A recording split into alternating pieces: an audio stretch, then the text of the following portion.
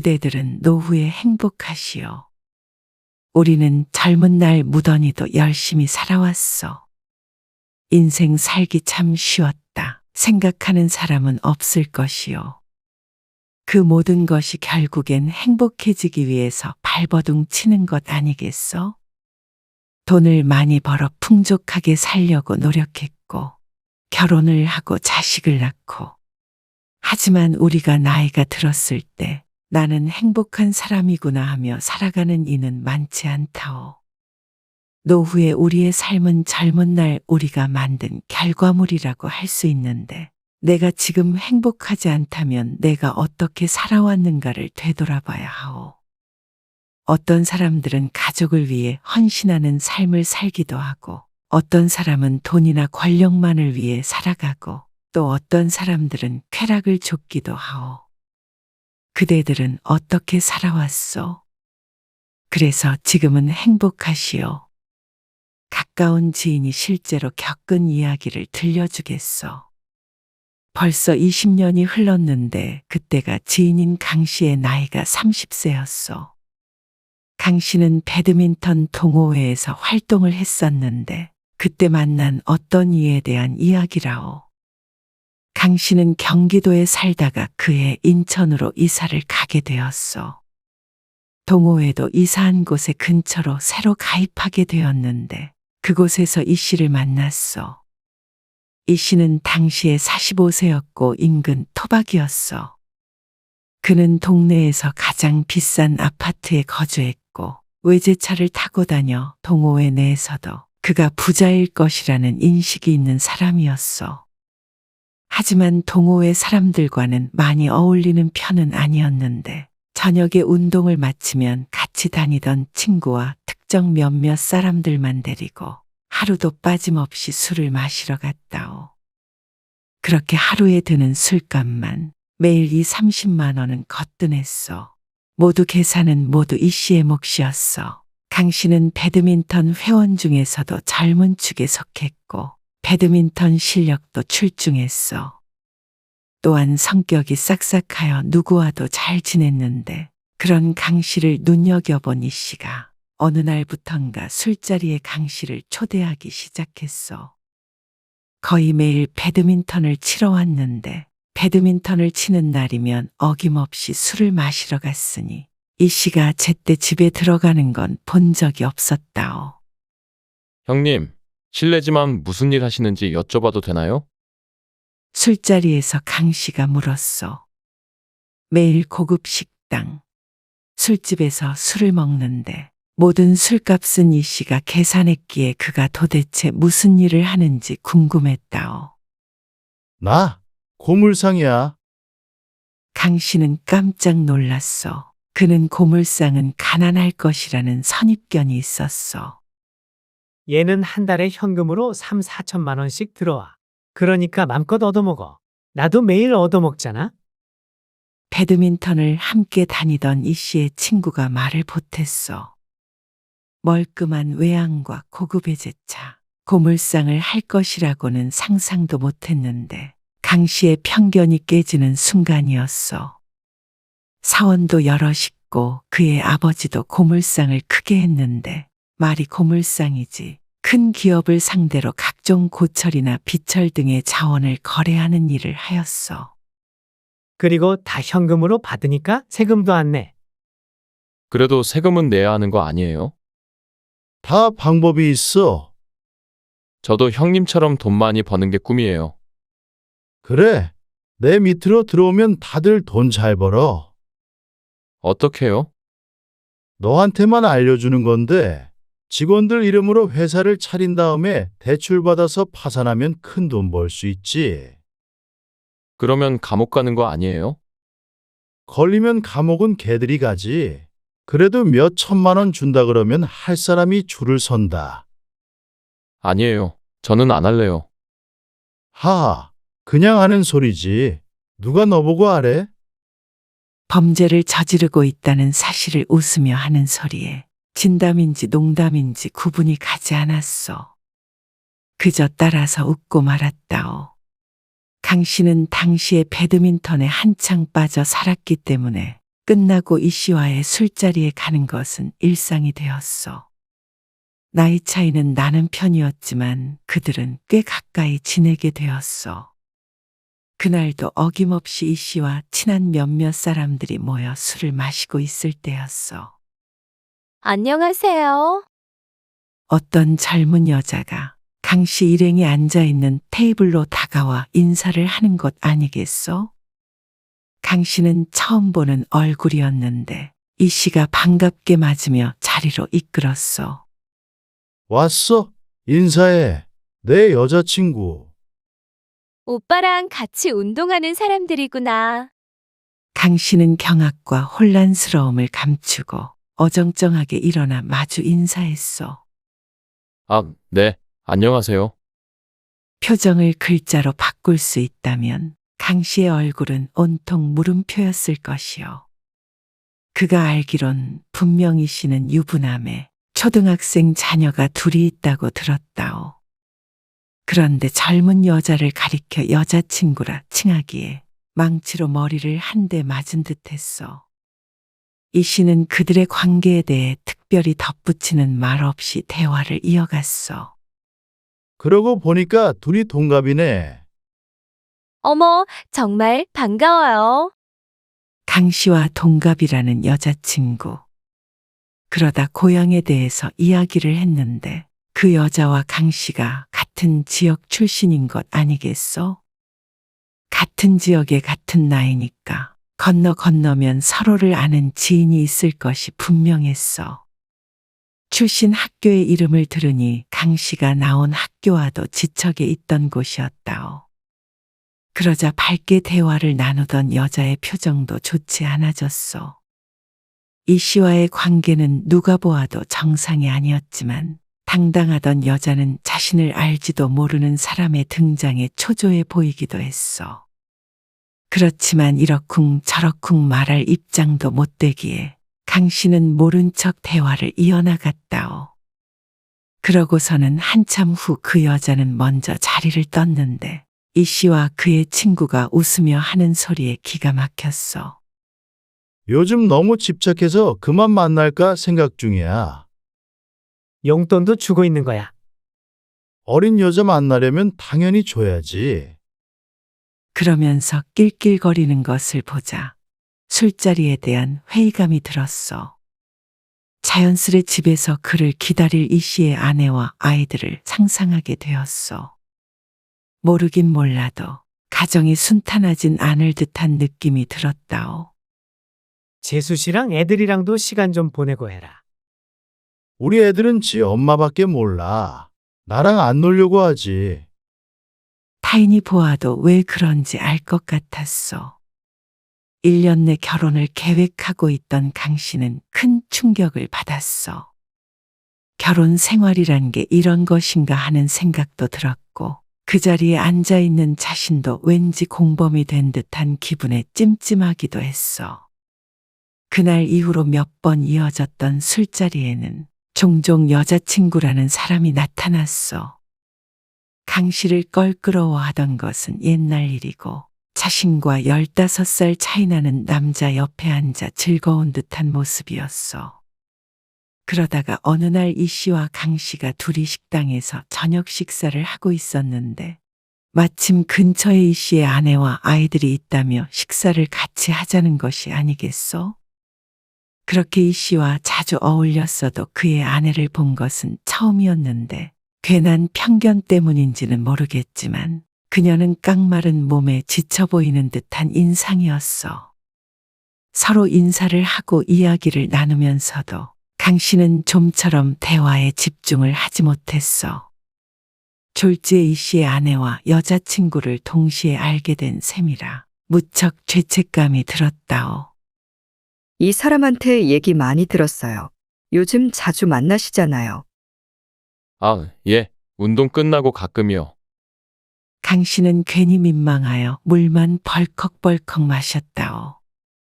형님이 늦게까지 운동하셔서 아이들 혼자 돌보시느라 힘드시겠어요. 그래도 나쁜 짓을 하는 것도 아니고 운동 간다는데 어쩌겠어요. 또 땀 흘리고 맥주 한 잔 먹고 오는 것까지 막을 수는 없죠. 어색한 마음에 말을 이었는데 대답을 듣고 더 마음이 불편해졌어. 같이 재미있게 운동하고 앞으로 종종 봬요. 나도 집에 혼자 있으면 심심하니까 운동 끝나면 나도 좀 불러주고요.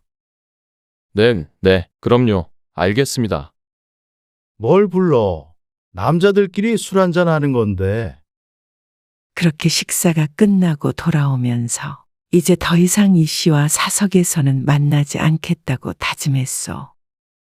이 씨의 아내까지 만나니 자신도 외도에 가담한 것 같아서 죄책감이 들기도 했고 금묵자흑이라는 말도 있지 않소?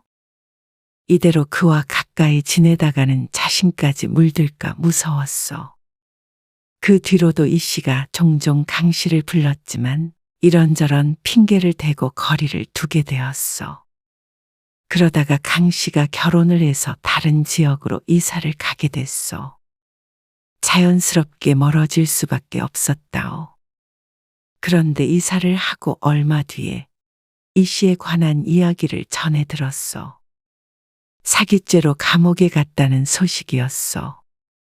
그때 우스갯소리로 했던 대출 이야기가 진실이었던 모양이었어. 그것이 잘못됐는지 감옥에 갔다는 말에 잠시 안타까운 마음도 들었어. 하지만 미리 예견되어 있던 일 아니었겠어? 그날의 얘기를 들어보면 한두 번 해본 것이 아니었던 것 같은데 그렇게 해서 쌓은 부를 자랑하고 다니던 것을 생각하면 억울한 일은 아닐 것이요. 그러고선 강 씨는 이 씨를 잊고 살았어. 긴 세월이 흘러 20년 정도 흘렀을 때 강 씨는 다시 인천으로 이사를 하게 되었어. 무슨 운명의 장난인지 단독주택을 수리하고 폐기물을 처리하기 위해 근처의 고물상에 전화한 강 씨는 이 씨와 재회하게 되었어. 세월이 세월인지라 처음에는 서로를 알아보지 못했다오. 강 씨는 50세가 되었고 이 씨는 65세가 되었어. 부티나게 인생을 즐기며 살던 이 씨는 허름한 행색으로 나타났는데 도저히 지난날의 그 사람이라고는 생각할 수가 없었어. 서로를 알아본 둘은 반갑게 인사했어.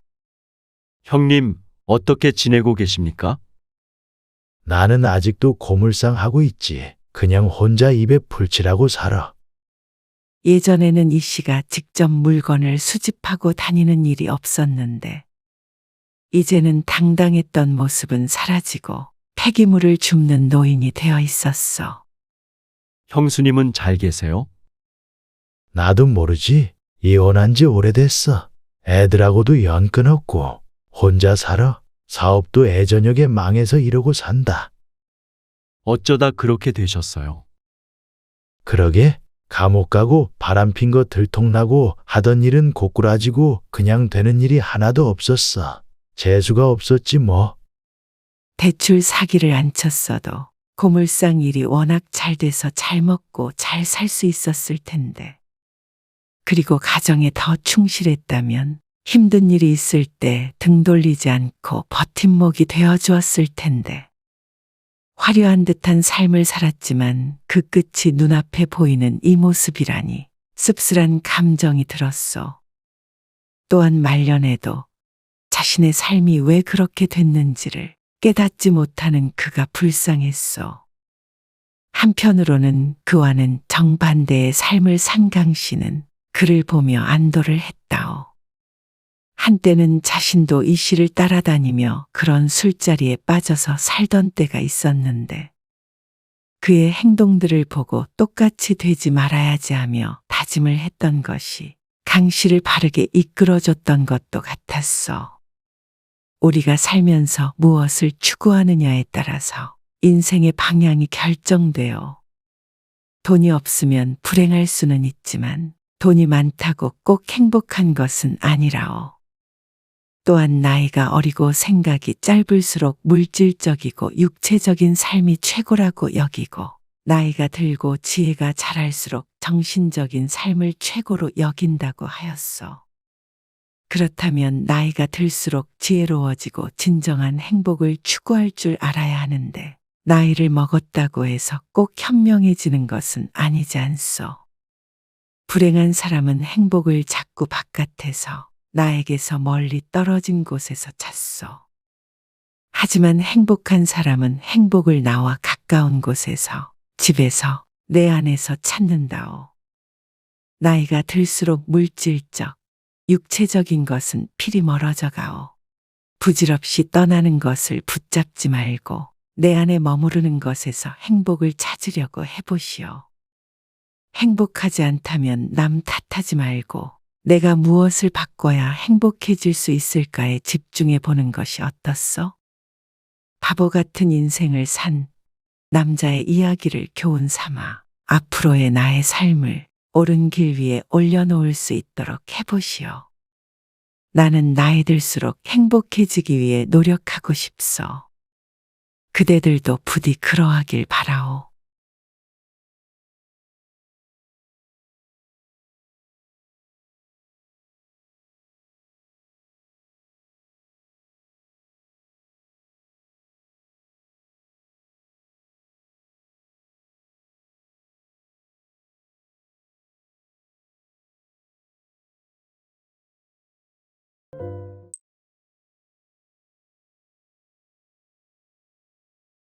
그대들은 일을 하고 있지 않은 시간에는 무엇을 하며 시간을 보내시오? 특히 주말에는 일을 하지 않으면 누워있거나 TV를 보는 것 외에는 이렇다 할 취미가 없는 사람이 많소. 젊었을 적엔 여기저기 쏘다니고 활동적으로 지냈는데 나이 드니 몸을 움직이는 것도 노력이 필요하오. 그리고 먹고 살기 바빠.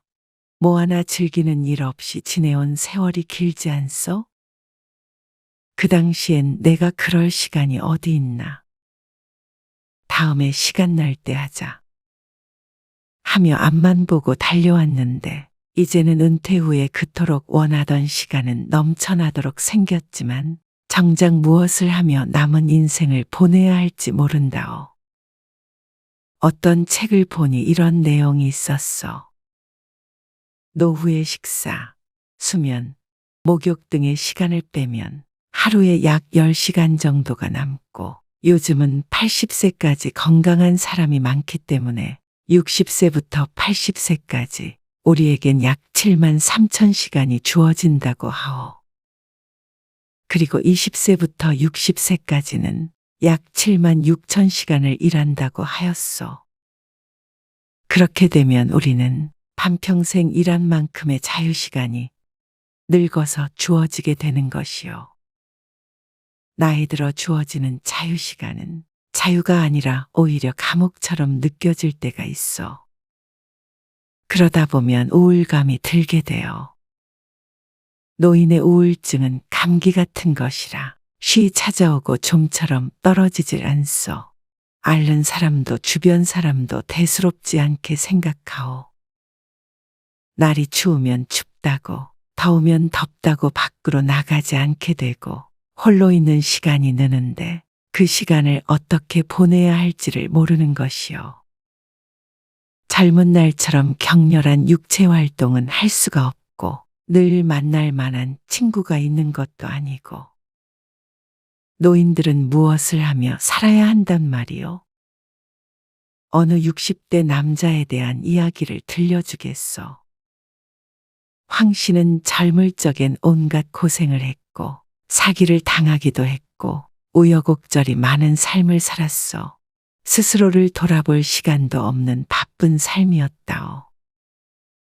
말년에 그럭저럭 일은 잘 풀려 먹고 살 만큼은 됐지만 가정까지 잘 풀리지는 않았소. 40대의 저와 갈라선 후 10년 넘게 혼자 지내다 베트남 처자와 늦은 나이에 재혼을 하게 되었다오. 황 씨보다 한참을 어린 처는 7살 된 딸아이 하나만 남기고 제 나라로 돌아가 버렸소. 황 씨 혼자 아이를 돌보고 가끔은 일도 하고 집안일도 해야 했소.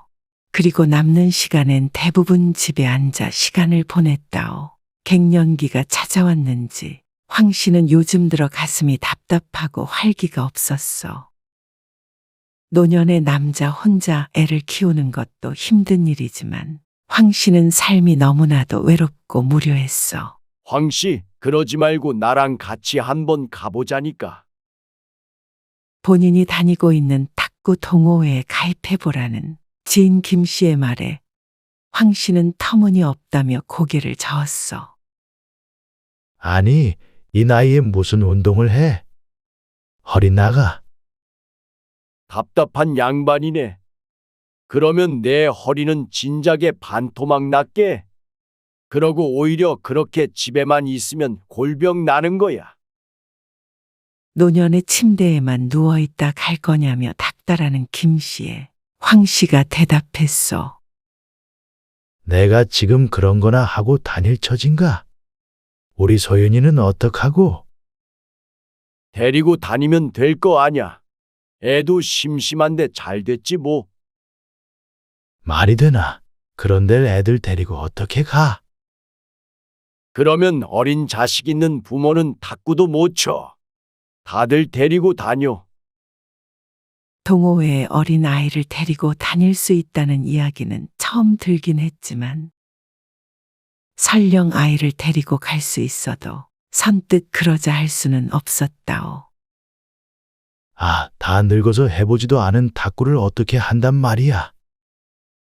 내가 다니는 곳은 평균 나이가 70살이야. 80 넘은 형님도 계시고.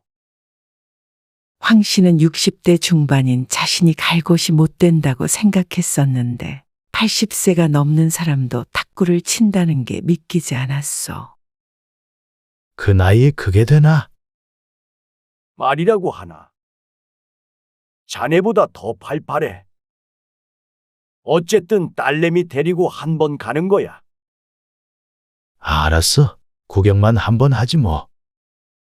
그리고 그 주 금요일 저녁이 되어 황 씨는 딸아이를 데리고 집을 나섰어. 유치원에서 돌아오면 하루 종일 황 씨와 집에만 있던 딸아이는 무척이나 들뜬 듯 했어. 김 씨와 만나기로 한 체육관에 도착한 황 씨는 문 너머로 들려오는 기합 소리에 한 번 놀라고 들어가서 보이는 풍경에 다시 한 번 놀랐어. 탁구대가 4대가 있는 실내에는 많은 사람들이 모여 있었는데 대부분 백발의 노인들이었고 공을 치고 있는 사람들은 땀을 흘리며 기합 소리를 내고 있었어. 으라짜! 봐둬라! 으하하 웃으며 탁구공을 네트 너머로 쳐내는 몸짓이 둔하긴해도 경쾌해 보였어. 얼핏 보아도 황 씨보다는 연배가 있어 보였는데 꼿꼿한 허리며 움직임이며 황 씨보다 활기 있고 건강해 보였다오. 그야말로 충격적인 장면이었어. 황 씨가 저녁에 하는 일이라곤 딸내미 밥 차려주고 드러누워 있는 것밖에는 없었고 당연히 그것 말고는 이 나이에 할 수 있는 게 없다고 여기며 살아왔어. 그리고 이 나이엔 다들 그러고 사는 줄 알았다오. 어이, 왔어? 어여, 이리로 와봐. 김 씨가 반갑게 아른 체를 했고 앉아서 차례를 기다리고 있던 동호회 회원들과도 인사를 시켜주었어. 40대로 보이는 젊은이들도 있었지만 50대부터 80대까지가 대부분이었어. 그리고 한켠에서 놀고 있는 딸아이와 비슷한 또래의 아이들을 보고 맘속으로 안도가 되기도 했어. 땀을 흘리며 이리저리 움직이고 소리치는 사람들 틈에 서서 황 씨는 남모를 두근거림을 느꼈어. 그 옆에 서 있을 뿐인데도 같이 뛰고 있는 듯 전신에 피가 도는 듯한 기분이 들었다오. 실로 오랜만에 느껴보는 감정이었어. 이렇게 연배가 비슷한 사람들끼리 모여서 이리 즐거운 시간을 보내는 것을 보니 신세계에 와 있는 듯 했다오. 그런데 나는 탁구를 안 쳐봤는데, 규칙도 몰라요. 어휴, 처음부터 잘하는 사람이 어딨어요. 저쪽 보면 초보들도 많아요. 다 서로 알려주면서 하는 거지. 함께 인사 나누던 회원이 가리키는 곳을 보자 어설픈 동작으로나마 탁구를 치며 웃고 떠드는 사람들이 보였어. 그래, 잘 치든 못 치든 송장처럼 죽은 듯 사는 것보단 낫겠지. 까짓것 해보자. 그날로 황 씨는 김 씨에게 안 쓰는 탁구화와 탁구채를 받아서 운동을 시작했다오. 첫날엔 굳은 몸으로 평생 안 해본 운동을 하니 알아누웠고 그 다음 달엔 도무지 작은 탁구채로 더 작은 탁구공을 맞출 수가 없어 그만두고 싶었지만 바로 그 다음 달엔 공을 맞추는 재미를 처음으로 느껴보았고 그 다음 달엔 누구보다 열심히 동호회에 참석했어. 어린 딸도 아빠와 단둘이 집에만 있는 것보다는 또래 아이들과 함께 노는 것이 즐거워 보였고 누구보다도 즐거운 것은 황 씨 본인이었어. 가끔 소윤이가 고모네 집에 가는 날에는 회원들과 운동을 마치고 맥주를 한잔하기도 했고 핸드폰 메신저로 회원들끼리 싱거운 농담도 나누며 지냈어. 그리고 탁구가 없는 주말에는 함께 등산을 가기도 했어. 말라버린 고목나무 같던 황 씨의 팍팍한 삶에 모처럼 생기가 돌았다오. 갱년기가 왔나 생각했던 것이 불과 몇 달 지나지 않았지만 잊은 지 오래였어. 젊었을 적에도 제대로 된 운동 한 번 한 적 없었지만 오히려 늦바람이 무섭다 그러지 않소. 그동안 이런 낙도 없이 어떻게 살았나 싶었어. 앞으로의 20년, 30년이 그리 길게 느껴지지 않게 됐다오. 그대들은 앞으로 남은 인생, 일하고 자는 시간을 뺀 나머지 시간 동안을 어떻게 보낼 생각이시오? 그동안 고생했으니 이제는 좀 쉬자. 하고만 있기엔 남은 세월이 결코 짧지 않다오. 그렇다면 지금부터는 그 시간들을 채울 무언가를 찾아야 할 때 아니겠소? 나이가 들어서 할 수 있는 게 없다는 핑계를 대기에는 돈 들이지 않고 몸 축내지 않고 할 수 있는 일들이 많다오. 사연 속 황 씨처럼 동호회에 들어서 운동을 할 수도 있고 가족이나 가까운 지인 또는 홀로 등산을 가는 것도 좋소. 하루에 10,000보를 걸으면 건강해진다고 그러지 않소. 걷는 것도 나이 들어서도 무리하지 않고 할 수 있는 일이요. 높은 산이 부담스럽다면 하루에 조금씩 걸어서 올라갔다 오시구려. 혹여 바깥에서 하는 활동이 싫다면 집에서도 할 수 있는 취미를 만드는 것이 어떻소? 글을 쓰거나 무언가 새로운 것을 배운다거나 하는 일도 좋겠구려. 혹은 베란다에서 관상용 식물이나 먹는 채소를 키워보는 것도 좋은 취미라고 할 수 있겠어. 생각해보면 나이 들어서도 몸이 맘처럼 따라주지 않아도 할 수 있는 일들이 많소. 건강한 노년 생활을 보내기 위해서는 나에게 맞는 취미를 찾는 것이 중요하다오. 뉴스에서 어떤 인터뷰를 보았는데 60대의 어느 여성은 젊은 트로트 가수의 팬클럽 생활을 하며 무료한 노년을 행복하게 보내고 있다고 하오. 처음에는 가벼운 취미 생활로 여겼던 일이 이제는 삶에서 빼놓을 수 없는 행복의 원천이라고 말한다오. 또 어떤 남성은 80세가 넘어서 사진 동호회에 가입했다고 하오. 그리고 사진을 찍으러 생전 처음 해외여행도 다녀왔다고 하는데 남 일로만 여길 것이 아니오. 젊은 사람들만 취미를 즐기는 것이라고 생각하시오. 취미라는 것이 꼭 어렵게 생각할 것이 아니라 나에게 활력을 주는 일을 꾸준히 할 수 있는 것이면 충분한 것 아니겠소? 남은 여생을 아무것도 하지 않고 외롭게 우울하게 흘려보내지 마시오.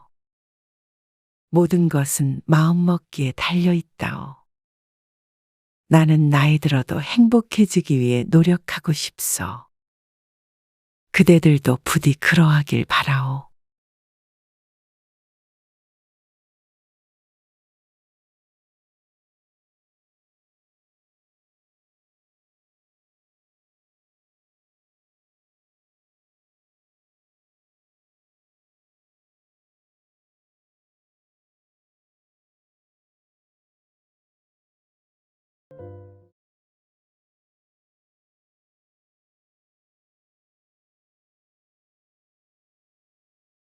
그대들은 지금껏 살아오면서 후회스러운 것이 있어.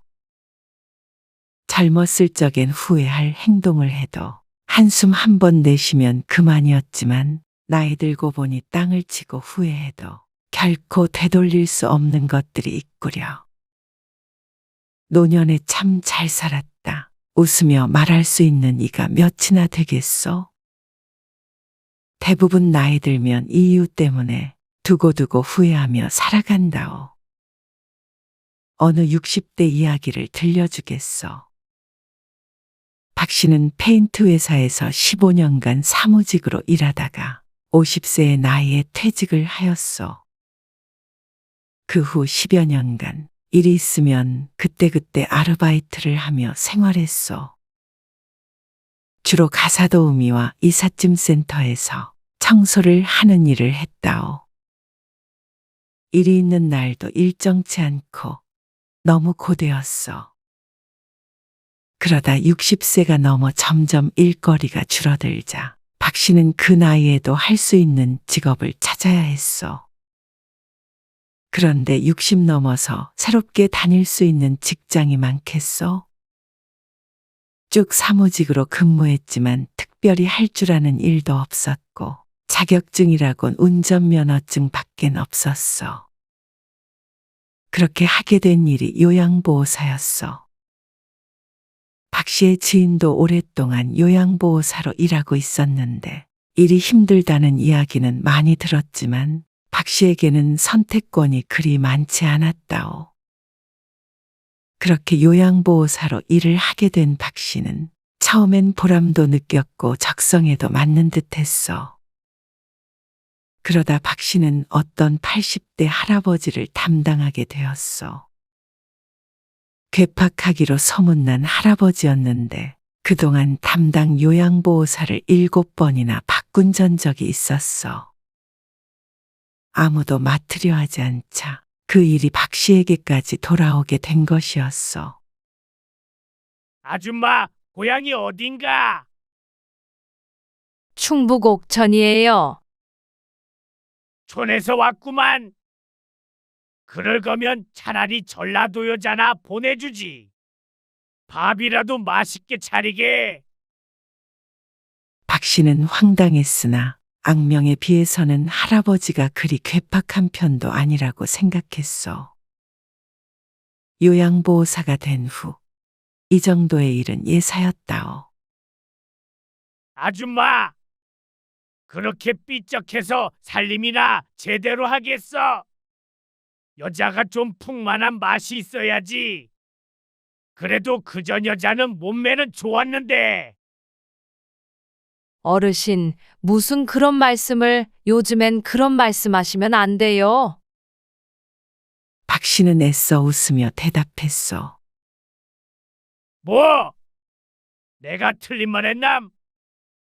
여자는 자고로 궁뎅이가 커야 애도 잘 낳고 살림도 야무지게 잘하는 법이야. 우리 집에서 일하는 사람한테 이런 말도 못하남? 할아버지는 박 씨를 요양보호사가 아니라 식모쯤으로 생각하고 있는 듯 했어. 일주일 정도가 흘렀을 때였어. 아줌마, 김장 좀 할 줄 아남? 김치 담글 줄 알죠? 그럼 배추김치랑 물김치랑 파김치랑 이렇게 담궈봐. 일반적인 식사 준비도 아니고 김장을 하라는 할아버지의 말에 황당했지만 주변에 김치를 나눠줄 사람도 없는가 보다 하고 측은한 마음에 며칠 동안 고생했어. 그런데 아버지가 담그라는 김치 양이 혼자 먹을 수 있는 양이 아니었다오. 어르신, 이 많은 걸 어떻게 다 드시려고 그러세요? 하라면 하지 잔말이 많어. 썩어 문드러져도 알아서 할 테니까 신경 꺼. 원체 상대방 기분을 배려하며 말하는 법이 없었기 때문에 기분이 나빴지만 꾹 참았다오. 김장을 다해서 옮겨 담으니 큰 김치통으로 12통이 나왔어. 그리고 이틀 뒤 방문해 보니 한 통을 제외한 11통의 김치가 사라져 있는 것 아니겠소? 어르신 김치가 다 어디로 간 거예요? 그거 우리 딸이 먹고 싶다 그래서 줬지. 뻔뻔한 대답에 박 씨는 할 말을 잃었어. 할아버지는 정말 박 씨를 식모처럼 부리고 있었어. 저는 어르신 몸이 불편해서 도와주러 온 사람이지, 어르신 딸 대신 김장하는 사람이 아니에요. 불편한 기색을 감추고 박 씨가 대꾸했어. 아줌마, 나 때문에 돈 벌면 내가 하라는 것만 군말 없이 하다 가면 되는 거야. 상종 못할 인간이라고 생각했지만 당장 그만둘 수는 없었기에 박 씨는 그런 말을 듣고도 다음 날도 출근을 해야 했다오. 이래라 저래라 일을 시키는 것은 그래도 참을 만한 일이었어. 아줌마, 이리 좀 와서 좀 잡아봐. 할아버지는 다리가 불편했는데 보조기구를 이용해서 집안에서 움직이는 데는 큰 도움이 필요하지는 않았어. 하지만 집안에서 이동할 때마다 박 씨에게 부축을 하라고 했는데 시시콜콜한 일까지 부려먹는 할아버지의 성미를 알기 때문에 화장실 갈 때도 소파에서 일어날 때도 늘 부축을 해주었어.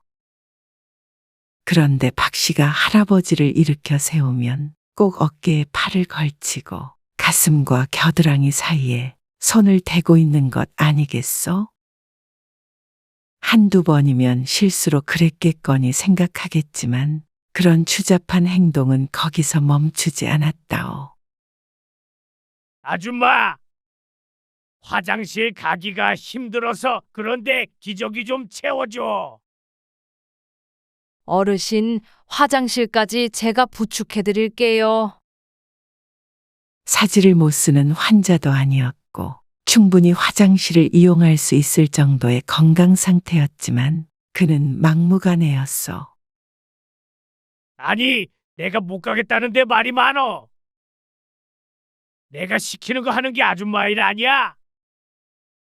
얼른 와서 기저귀 채워. 할아버지는 박 씨가 말을 듣지 않자 얼굴이 울그락불그락해진 채로 호통을 쳤어. 이전 같았으면 시키는 대로 했을 박 씨는 강하게 거부했어. 며칠 전에도 기저귀를 채워달라며 바지춤을 내린 할아버지가 박 씨를 추행한 적이 있었어. 어르신, 이러지 마세요.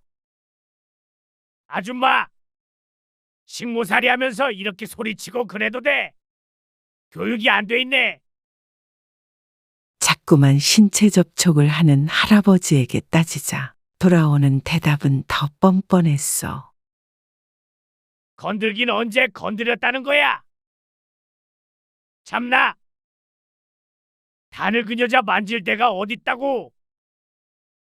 박 씨는 수치스럽고 무서워서 더는 일을 하고 싶지 않았어. 이 나이 먹고 이런 취급을 받고 성추행까지 당해가며 일을 해야 하나 싶었어. 센터에도 이야기를 했지만 교체할 인력이 없으니 조금만 참으라는 대답밖에 듣지 못했다오. 더는 못해 먹겠네요. 그러던가 말던가. 내가 아쉬울까봐. 에이 퇴! 박 씨는 그날로 일을 그만두는 수밖에 없었어. 할아버지의 집에서 있었던 일이 트라우마처럼 남아서 더 이상은 요양보호사로 일하고 싶지도 않았다오. 하지만 불과 한 달 뒤 박 씨는 요양원에서 일하게 되었어. 박 씨를 써주는 직장이 없었고 박 씨는 모아둔 돈도 많지 않아 일을 하지 않고는 생활을 할 수가 없었기 때문이요. 요양원이라고 그런 할아버지가 없겠어. 그럼에도 다시 하기 싫은 일을 할 수밖에 없는 박 씨는 오죽하겠어. 박 씨는 젊은 날이 너무나 후회스러웠다오. 100세 시대라고 하는데 그 반밖에 살지 않은 50살에 아무런 준비도 없이 퇴직을 하게 되었고 이제 또 살아온 날만큼 앞으로를 살아가야 하는데 맨몸으로 세상 밖으로 내던져진 기분이었어. 이런 날이 올 줄 알았다면 편한 일 하고 있을 때 자격증이라도 따둘 것을, 인생 설계를 제대로 해둘 것을, 뭐라도 배워둘 것을, 더 열심히 일해서 돈 벌어둘 것을. 하지만 나이 먹고 이제 와서 후회한들 시간을 되돌릴 재주가 없다면 무슨 소용이 있겠어. 이제는 50대 이후가 되면 제2의 직업을 가져야 한다고들 하오. 대기업에 다녔어도 그 나이가 되면 회사를 나와야 하는데 젊은이들도 어려운 일이 직장에 들어가는 일이요. 오랫동안 고심하고 준비하지 않으면 혹은 늙어서 일하지 않을 만큼의 노후 대비가 되어 있지 않으면 세상이 녹록지 않을 것이라오. 이것이 첫 번째 후회라면 두 번째 후회는 바로 이것이요. 인간관계에 집착한 것. 지금도 그렇지만 젊을 때 특히 그러지 않소. 끊임없이 누군가를 만나고 신경을 썼고 상처받고 그러면서 새로운 인간관계를 쌓고 지금까지 그렇게 살아왔는데 그런 인생을 되돌아봤을 때 나에게 의미 있던 사람이 과연 몇이나 되었을까 생각해봤소. 그리고 이 나이가 되도록 이어져 온 친분은 손에 꼽힐 정도인데 그 많던 사람들과 결국엔 이렇게 연이 끊어질 것이었으면 차라리 나 혼자만을 위한 온전한 시간을 가질 것을 하는 후회도 한다오. 한 살이라도 젊었을 때 나 홀로 여기저기 여행이라도 다녀볼 것을. 내가 좋아하는 일이라도 홀로 실컷 해볼 것을. 친구에게 집착하고, 배우자에게 집착하고, 자식에게 집착하고, 그러다가 세월이 다 흘러버린 것도 같소. 이제 와서는 오히려 홀로 있는 시간이 더 좋아졌는데 그렇게 의미 없이 흘려보낸 세월이 아깝소. 그리고 마지막 후회는 바로 건강이요. 젊었을 때 건강을 소홀히 생각한 것. 이것은 시간만큼이나 되돌리기 불가능한 것인데 젊었을 땐 미처 알지 못하오. 아픈 사람을 보면 측은한 마음이 들지만 누구도 내일로 여기진 않는다오. 젊어서는 몸에 안 좋다는 음식도 맛있으면 가리지 않고 먹고 술과 담배를 가까이 하고 운동은 멀리 하면서도 내가 언젠가는 아플 것이라는 생각은 하지 않소. 나도 그러했지만 건강과 젊음은 영원하고 무한한 줄로만 알고 살았다오. 나이 드는 일도 한참이나 먼 일처럼 막연했고 나이라는 숫자도 큰 의미로 다가오지 않았소. 하지만 흐르는 세월을 어찌 막고 쇠하는 몸뚱이를 어찌 막겠소?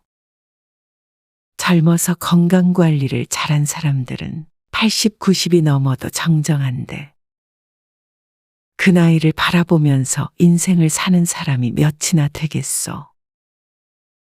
나이 들어 아프면 아픈 것에서 끝나지 않소. 새 차는 고장나면 고쳐 쓰지만 오래된 차는 고장나면 어디로 가겠소? 그게 나의 미래가 될까봐 두렵소. 그러니 더 나이 들기 전에, 더 후회하기 전에 이 세 가지 후회만이라도 하지 않으려고 노력해보려 하오. 나는 나이 들수록 행복해지기 위해 노력하고 싶소. 그대들도 부디 그러하길 바라오.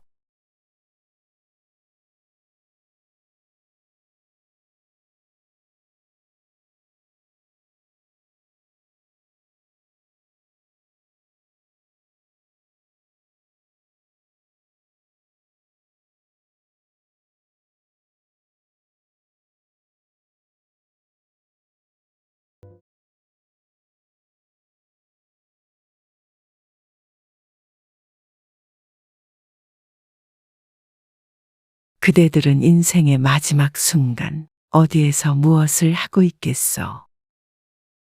나는 홀로 되더라도 나의 보금자리에서 내가 하고 싶은 일을 하고 먹고 싶은 것을 먹으며 지내다 마지막 순간을 고요히 맞이하고 싶소. 큰 바람이 없는 것 같아 보이지만 이렇게 되는 것조차 힘든 것이 현실이라오. 나이 들어 건강 잃고 돈 잃고 가족 잃고 요양병원이나 골방에서 비참한 최후를 맞이하는 이들도 많이 있어. 누구나 나이는 들고 소풍 같은 인생을 마감해야 하는 때는 오는데 그때까지는 자유롭고 행복한 삶을 살아야 하지 않겠소? 요양원, 요양병원을 예로 들은 이유가 있다오. 얼마 전에 지인으로부터 들은 이야기가 머릿속에서 떠나질 않아 괴롭소. 이야기를 전한 지인은 자동문을 수리하는 일을 하는 이요. 그러다 보니 여러 장소에서 여러 사람들을 만나게 된다오. 그가 요양병원에서 겪은 충격적인 이야기를 들려주겠소. 얼마 전 지인 김 씨는 지방에 있는 요양병원으로 출장을 갔어. 병원의 정문이 고장나서 수리 의뢰가 들어온 것인데 방문해서 살펴보니 작동이 잘 안 되는 것이 아니라 유리가 산산조각 나서 부서져 있는 것이 아니겠소. 아니, 어쩌다 문이 이렇게 된 거예요? 그냥 별거 아니에요. 어쩌다 그렇게 됐네요. 오늘 고칠 수 있는 건가요? 김 씨가 문 상태를 보고 놀라서 물어보자 병원의 직원이 의문스럽게 대답하며 물었어. 이게 완전히 파손돼서 유리를 교체해야 합니다. 그러려면 사이즈를 재서 다음 방문에 교체할 수 있겠네요. 이틀 뒤 수리를 완료할 수 있을 것이라고 대답하는 와중에 병원 안쪽에서 비명 소리와 함께 우당탕탕 무언가 박살나는 소리가 났어. 어이쿠, 무슨 일이 있나 본데요? 김 씨가 안쪽을 기웃대며 말하자 직원은 사색이 되어 잠시 기다리라는 말을 남기고 사라졌어. 몇 분 뒤 나타난 직원이 말했어. 저기, 혹시 자동문이 아니라 일반 여닫이문도 고치실 수 있나요? 문이 또 고장났나요? 직원을 따라 안쪽의 병실로 향한 김 씨는 부서져 있는 문을 보고 의아해했다오. 무언가로 내려친 흔적과 함께 경첩이 뜯겨 문이 간신히 제자리에 매달려 있는 것 아니겠소? 그러자 직원이 머뭇거리며 말했어. 사실 여기 계신 할머니가 자꾸 문을 부서뜨리세요. 네? 아니, 힘도 좋으시네요. 그러니까요. 의자로 내려치셨나 봐요. 김 씨가 병실 안을 들여다보았지만 할머니는 보이지 않았어. 이건 부서진 부분은 제가 어쩔 수 없고, 이 문은 이틀 뒤에 자동문 고치면서 경첩이 떨어져 나간 부분만 우선 붙여드릴게요. 그리고 나서 이틀 뒤 김 씨는 수리를 마무리하려고 다시 요양병원을 방문하였어. 여닫이문의 경첩을 고정하려고 병실로 들어간 김 씨는 범인을 마주했어. 문을 부순 할머니가 침대를 정리하고 가방을 챙기고 있었어. 금방이라도 퇴원을 할 것 같은 모습이었어.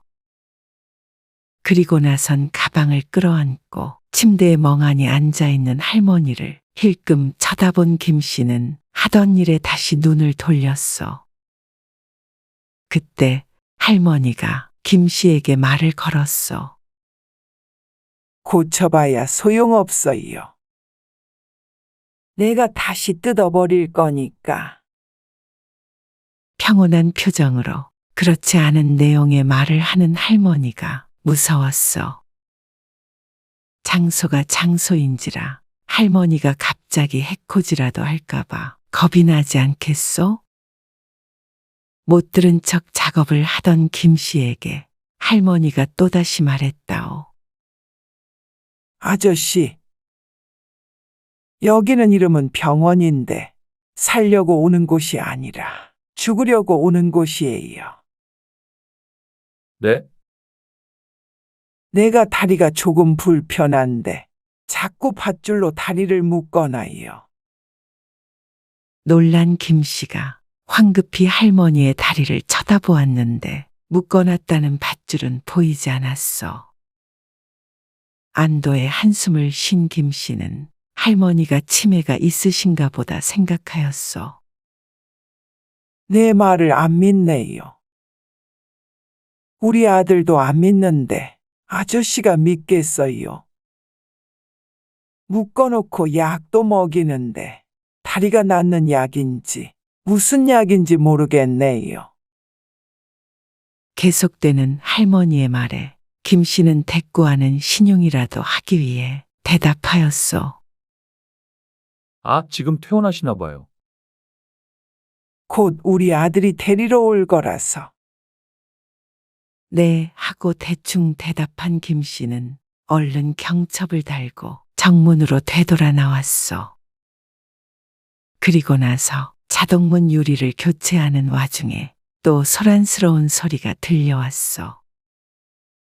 고함치는 소리가 가까워지는 순간 병원 복도 안쪽에서 아까 마주쳤던 할머니가 튀어나오는 것이 아니겠어? 이놈들아, 문 열어. 내보내줘. 이 나쁜 놈들. 목에 핏줄이 붉어지도록 악을 쓰며 할머니가 문을 향해 달려들었어. 김 씨가 고치고 있던 문을 쾅쾅 내리치고 몸으로 부딪히며 발작 같은 행동을 하였어. 김 씨가 혼비백산한 사이에 직원들이 달려와 할머니를 붙들었어. 할머니가 제압되는 사이에 김 씨는 김 씨에게 수리 의뢰를 맡긴 옆에 있던 직원에게 물었어. 저 할머니가 치매가 있으신가 보죠? 아니요. 치매는 없으신데 가끔 저렇게 행패를 부리세요. 아니, 치매도 없으신데 저러신다고요? 문도 부수고? 정신이 멀쩡하다는 직원의 말에 김 씨는 놀랄 수밖에 없었어. 밧줄이며 약이며 꼭 치매가 있는 할머니가 엉뚱한 말을 한다고 생각했기 때문이요. 아들이 저 문 때문에 못 찾아온다고 전화리를 치시는 거예요. 짐을 싸놓으셨길래 퇴원하시는 줄 알았는데. 저분이 매일 하는 게 짐 싸놓는 거예요. 아들이 데리러 온다고. 직원은 지겹다는 듯이 고개를 저으며 투덜거리며 사라졌어.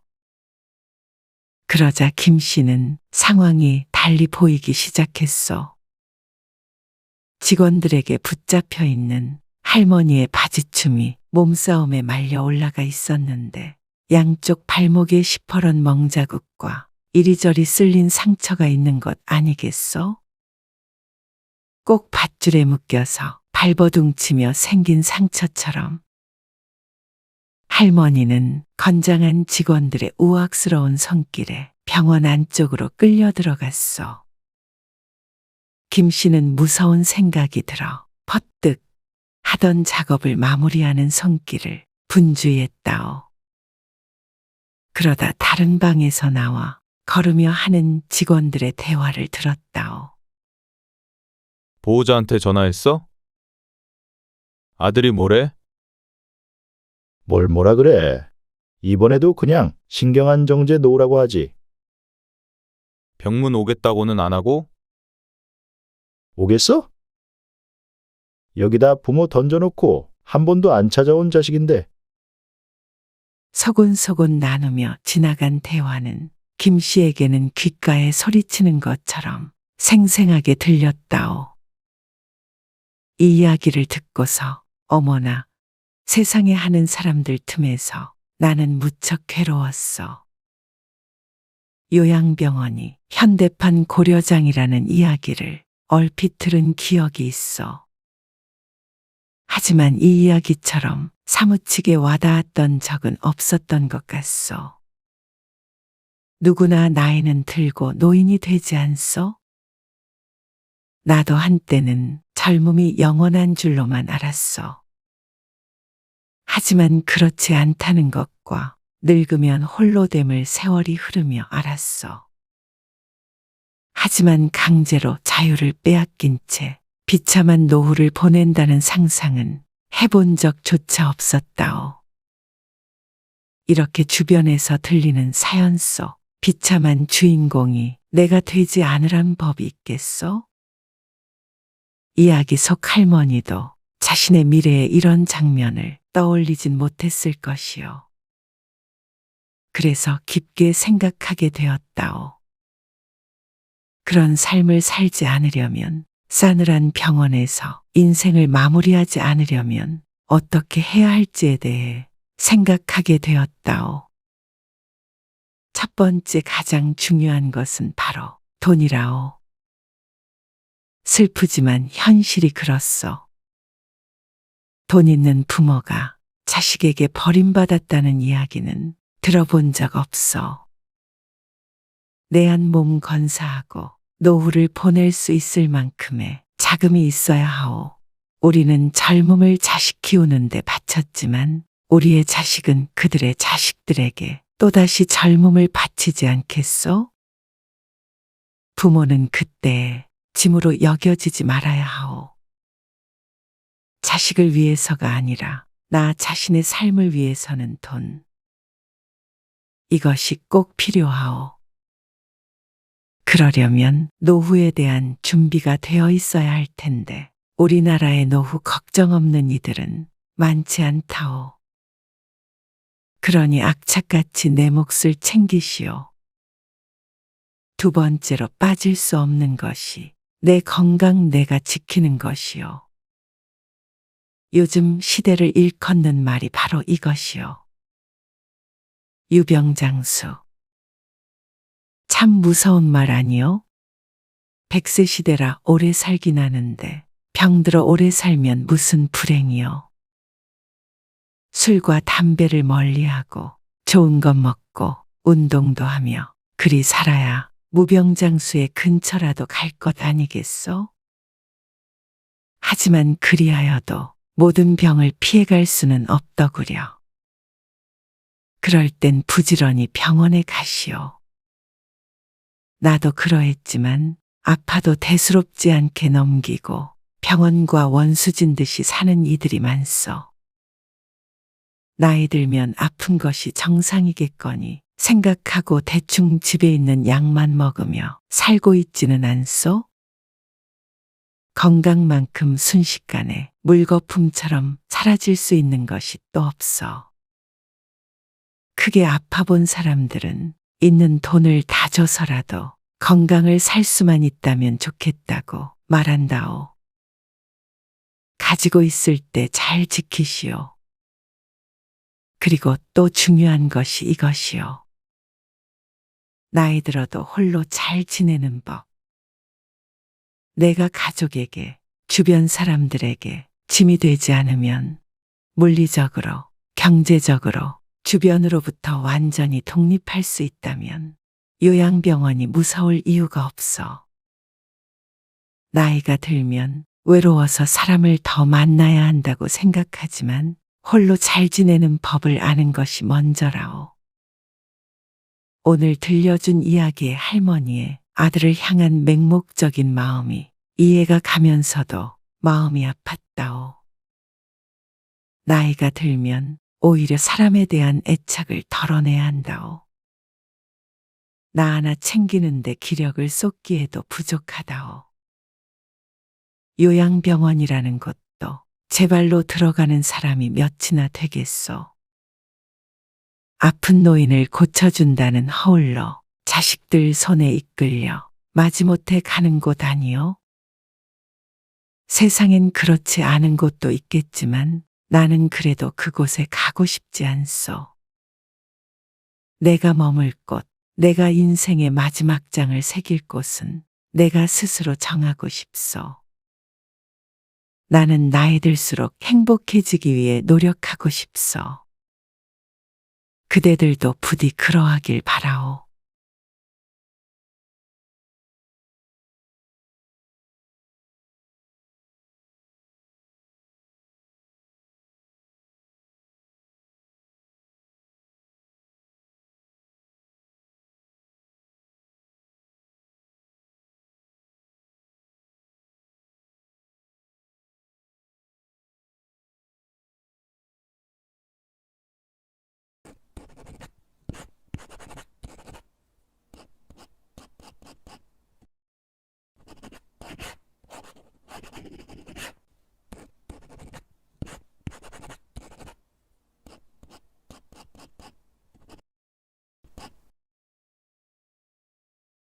그대들은 거울을 자주 들여다보시오.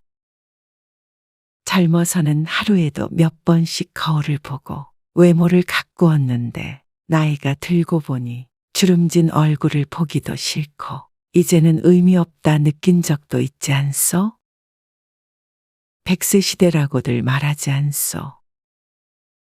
100세까지 사는 시대이지만 40만 되어도 노화가 시작이 되니 나이 든 모습으로 60년을 살아가야 하오. 이미 할머니 할아버지가 됐는데 외모가 이제 와서 뭐가 중요하나 그렇게 생각하시오. 하지만 그 반대라오. 나이 먹을수록 젊었을 적보다 외모를 가꾸어야 한다오. 선택의 문제가 아니라 필수적인 것이오. 누구나 깨끗하고 단정한 사람과 가까우려 하지 꾀죄죄하고 추레한 사람과는 가까워지기 꺼려진다오. 어떤 자리에서 누군가와 만났을 때 옷차림이나 머리에 너무 신경을 쓰지 않는다면 상대방은 불편하고 무례하다고 생각하기도 하오. 잘생기고 못생기고의 문제가 아니라 나이 들어서의 외모는 그 사람의 교양이나 성격, 생활의 여유로움까지 나타내기도 하오. 어느 60대 이야기를 들려주겠소.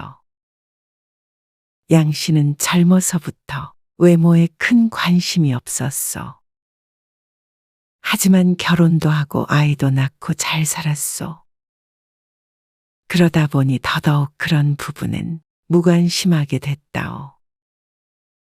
사람을 많이 만나는 일을 하는 것이 아니다 보니 로션 한 번 발라본 적이 없고 머리는 항상 지저분해서 아내에게 잔소리를 들을 때까지 자르질 않았소. 그리고 양 씨가 가장 싫어하는 일이 쇼핑이었다오. 늘 입던 옷에 낡은 운동화를 신고 다녔고 그래도 흰머리는 보이기 싫었는지 모자를 항상 쓰고 다녔소.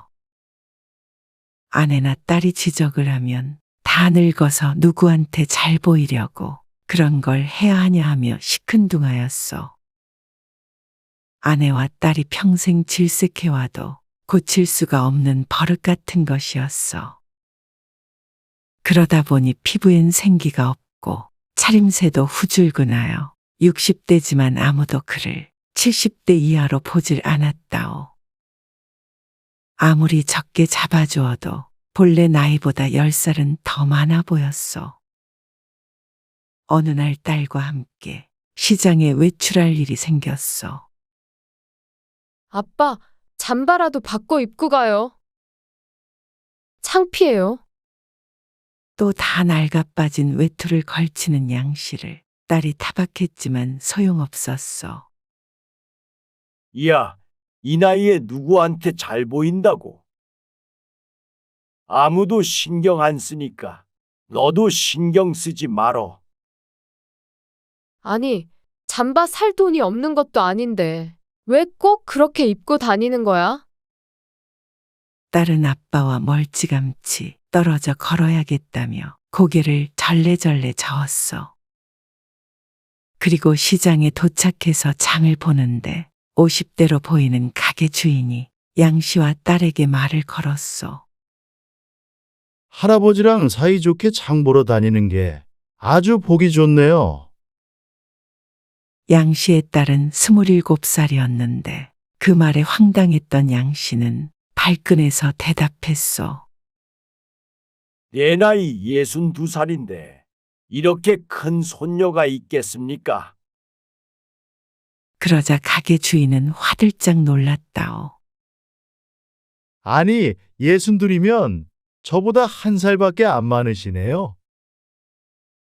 가게 주인의 목청이 어찌나 크던지 주변에서 장을 보고 있던 사람들이 다들 힐끔힐끔 쳐다보는 것 아니겠어? 딸과 자신이 할아버지와 손녀로 보인다는 것도 충격이었지만 50대 초반으로 보였던 가게 주인이 양 씨보다 겨우 1살 어리다는 것에 더 놀랐어. 평소 양 씨가 제비 같다며 싫어할 스타일이었는데 깔끔하게 빗어넘긴 머리하며 단정하고 세련된 옷차림까지. 여러모로 양 씨와는 비교가 되는 모습이었어. 양 씨는 10살 나이 들어 보이고 가게 주인은 10살 어려 보이니 둘은 외모로만 보았을 때는 20살 정도가 차이나 보였으니 말이요. 가게 주인 얼굴 한 번, 양 씨 얼굴 한 번.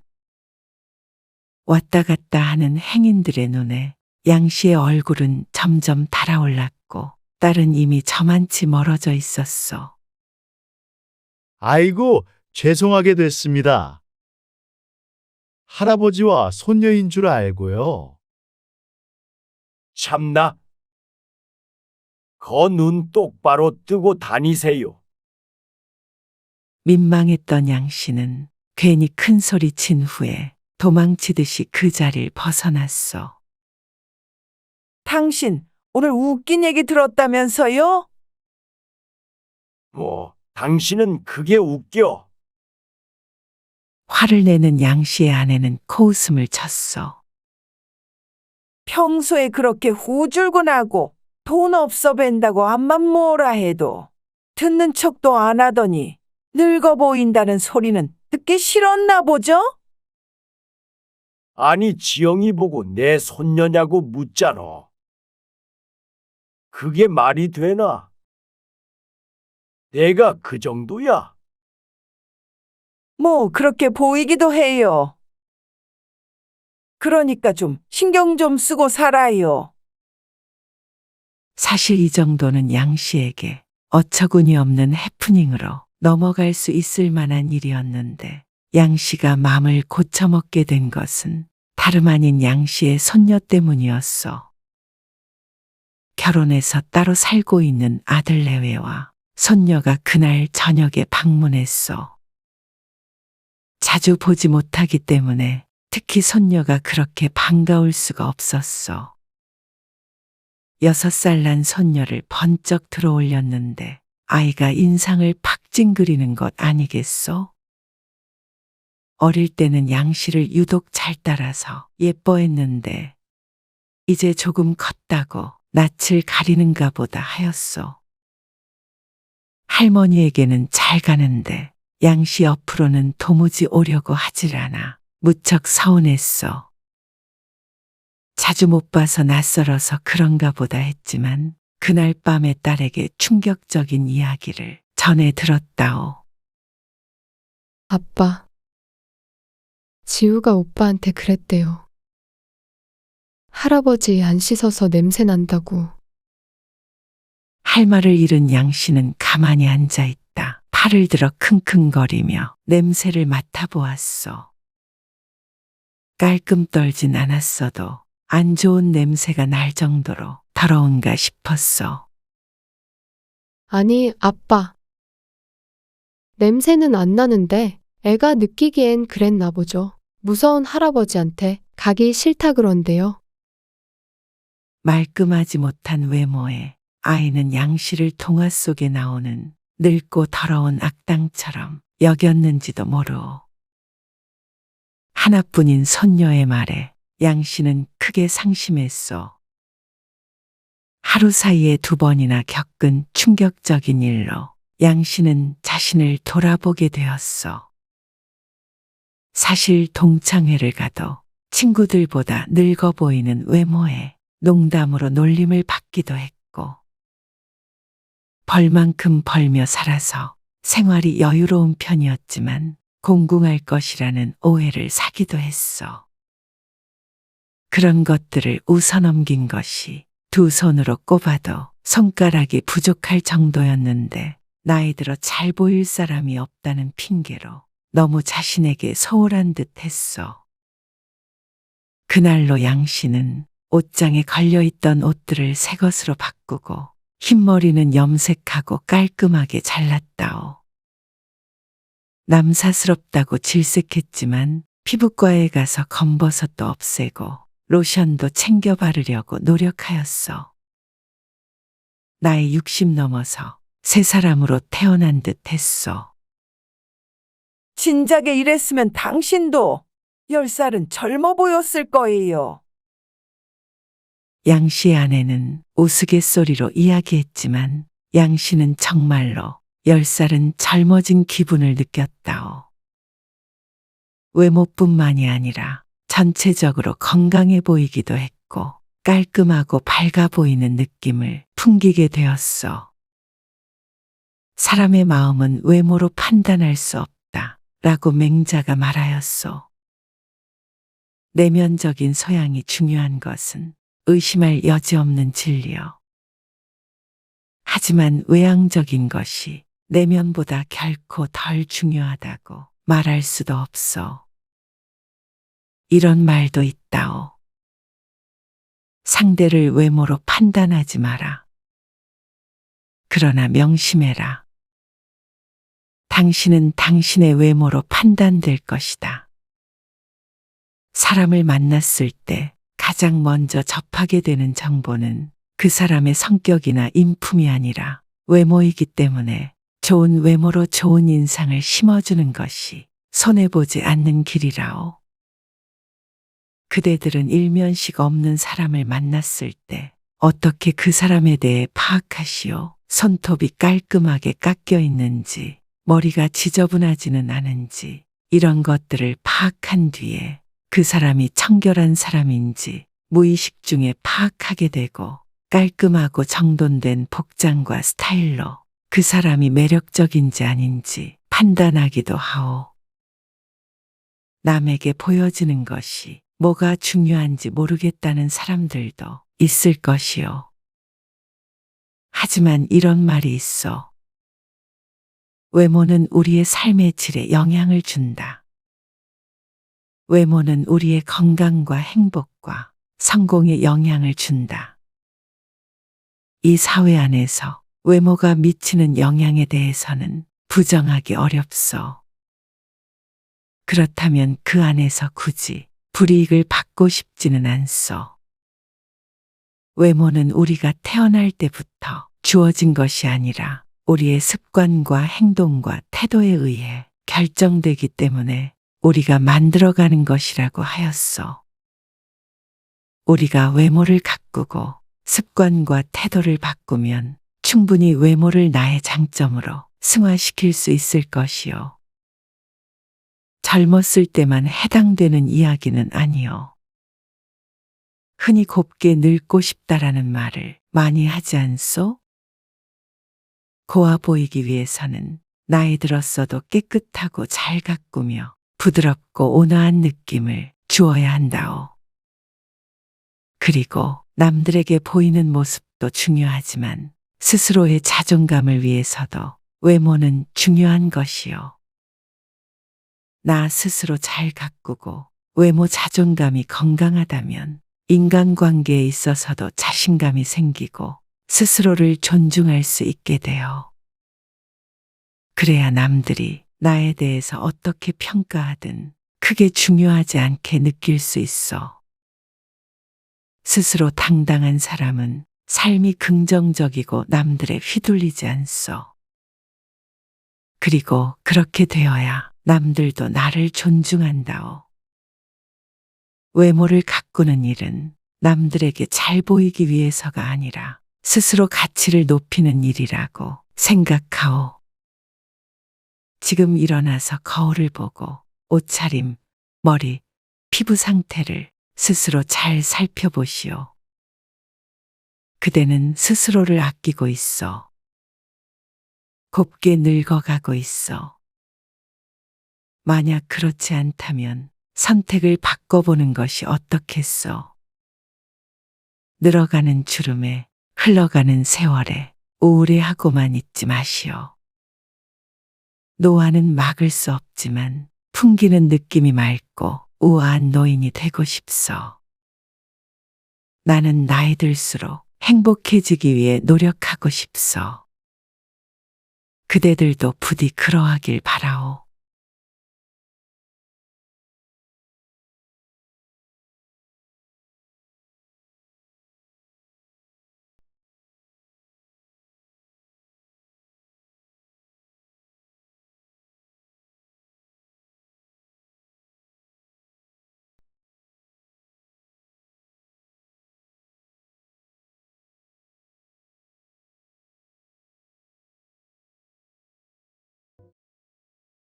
그대들은 서로에 관해 속속들이 아는 가까운 지인이 있어? 깊이 마음을 터놓고 지내시오. 아무리 친한 사이라도 해야 할 말, 하지 말아야 할 말을 명확히 구분하는 것은 어려운 일이요. 하지만 해야 할 말을 안 하는 것은 중간이라도 가지만 하지 말아야 할 말을 하는 것은 침묵보다도 못할 때가 많소. 잘못된 말은 상대를 상처 입히기도 하고 도리어 내가 찔리기도 한다오. 특히나 가까운 사람들에게 말을 내뱉을 땐 무의식 중에 예의를 차리지 않기도 하고 하지 말아야 할 너무 깊은 속내까지 드러내는 경우가 생기오. 그렇다면 아무리 가까운 사이라고 하더라도 반드시 하지 말아야 할 말들에 대해 생각해 보아야 하오. 첫 번째, 돈자랑을 하지 마시오. 어떤 70대 할아버지 이야기를 들려주겠소. 황 씨는 자식들 모두 도시로 떠나보내고 홀로 살고 있었어. 황 씨는 평소에 입에 달고 사는 말의 절반 이상이 돈자랑이었다오. 대전 시내에 아파트가 있고 죽을 때까지 노후 걱정은 없다는 말은 마을 사람 중에 모르는 사람이 없었어. 그리고 황 씨의 말버릇이 이랬어. 그까짓 게 얼마나 한다고? 말끝마다 붙는 추임새 같은 것이었어. 아니 곱게 생각하는 사람들도 많았다오. 얼마나 돈이 많길래 항상 저런 말을 할까 싶었어. 그리고 황 씨는 마을 이장과 아주 각별한 사이였는데 나이 들어 만난 친구지만 인생에 큰 보물을 만났다고 생각했어. 이장은 혼자 사는 황 씨를 위해 음식을 하면 꼭 나누어 주었고 황 씨는 이장을 도와 마을 일을 도왔다오. 하지만 황 씨의 돈자랑은 이장에게라고 예외가 없었어. 이번에 우리 손녀가 대학에 가는데 할애비가 돼서 용돈을 좀 줘야겠는데. 그래. 우리 손자 대학교 학비는 내가 다 내주고 있어. 그 정도는 줘야지. 뭐? 나는 그럴 능력은 안 되네. 그까짓 거 얼마나 한다고? 그 정도는 줘야 면이 서지 않겠어? 아이고, 그래. 돈 많아서 좋겠어. 그러던 어느 날 황 씨와 함께 저녁을 먹던 이장이 조심스럽게 말을 꺼냈어. 황 씨, 혼자 살면 밥 챙겨 먹고 집안일하고 힘들지 않아? 새삼스럽게 뭐? 이제 다 적응됐지. 그래도 말이야. 혼자 외롭잖아. 그래서 말인데 내가 다리 좀 놔줄까 하는데. 황 씨에게 누군가를 소개시켜준다는 말이었어. 뭐? 내 나이가 몇인데? 나이가 뭐가 어떻다는 말이야. 요즘엔 7, 80 먹고도 잘만 만나. 생각도 해보지 않은 말에 황 씨는 손을 내저었어. 이장이 도리어 아쉬워하였다오. 저녁을 먹고 집으로 돌아간 황 씨는 잠자리에 누워 생각에 잠겼어. 고요한 집안이 오늘따라 적적하게 느껴지기도 했어. 이장의 말대로 남자 혼자 사는 집이라 꼴이 그리 좋지도 않았기 때문에 누군가의 손길이 있다면 좋을 것 같았어. 그래서 황 씨는 며칠 뒤에 김여사라고 불리는 여인을 만났어. 황 씨보다 적어도 10살은 어렸고 살가운 성격의 김여사는 적극적으로 황 씨와의 만남을 이어갔다오. 황 씨는 나이 들어 오랜만에 삶의 활력을 찾은 기분이었어. 살림을 그냥 합치는 게 낫지 않겠어요? 김여사의 말에 황 씨는 선뜻 대답을 하지 못하였어. 자식 문제도 있기 때문에 쉽게 결정할 일이 아니라고 생각하였어. 그러자 김여사는 달래듯 이야기했어. 그냥 외로운 사람들끼리 앞으로의 인생을 같이 보내자는 거죠. 혼인신고 할 필요도 없고, 그냥 내가 들어가서 살면 편하지 않겠어요? 그 말에 황 씨는 김여사와 함께 살게 됐다오. 남은 여생 서로 보듬으며 살 사람이 생겼다는 것에 행운이라 생각하였어. 그렇게 행복한 나날을 보내던 어느 날이었어. 우리 고향 동생이 부동산을 하는데 오늘 고급 정보를 주더라고요. 바닷가 앞의 큰 땅을 사서 이윤을 남기고 팔자는 김여사의 말에 처음엔 고개를 저었어. 이걸 사서 여러 개로 쪼개서 팔면 아무리 적어도 3배는 남는 장사예요. 그 말에 솔깃하기도 하였어.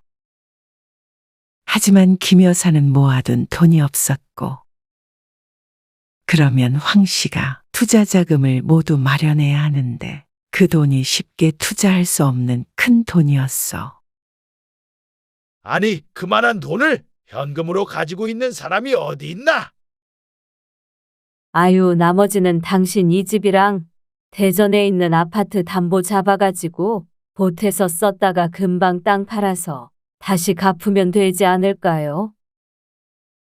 아들 부부가 살고 있는 아파트가 황 씨 명의였는데 그걸 기억하고 있던 김여사가 그 이야기를 꺼내는 것 아니겠어? 황 씨는 말년에 패가 망신할까 두려워 거절했지만 김여사는 무척 서운해했어. 그렇게 김여사와 다투고 이장을 만났는데 이장은 그런 황 씨를 타박했어. 아니, 그걸 거절했어? 3배로 불리는 장사인데 돈만 있으면 나도 하고 싶네. 자식한테 손 안 벌리게. 무슨 땅 사는데 빚까지 져가면서 사? 그러다가 잘못되면 빈털털이 되는 거 아닌가? 답답한 소리 안 해. 부동산에 투자하면 돈 잃을 걱정 없지 뭐. 땅이 어디 도망을 가나? 김여사도 김여사였지만 이장의 말에 황 씨는 마음이 기울었다오. 주식에 투자하라는 것도 아니고 부동산이면 돈 날아갈 걱정은 안 해도 되는 것 아닌가? 황 씨는 속으로 생각했다오. 그리고 김여사도 이제는 안사람이나 마찬가지인데 설마 나한테 나쁜 일을 하자고 할까 싶었어. 그래서 황 씨는 아파트와 집을 담보로 대출받은 돈과 통장에 있던 재산으로 땅을 샀다오.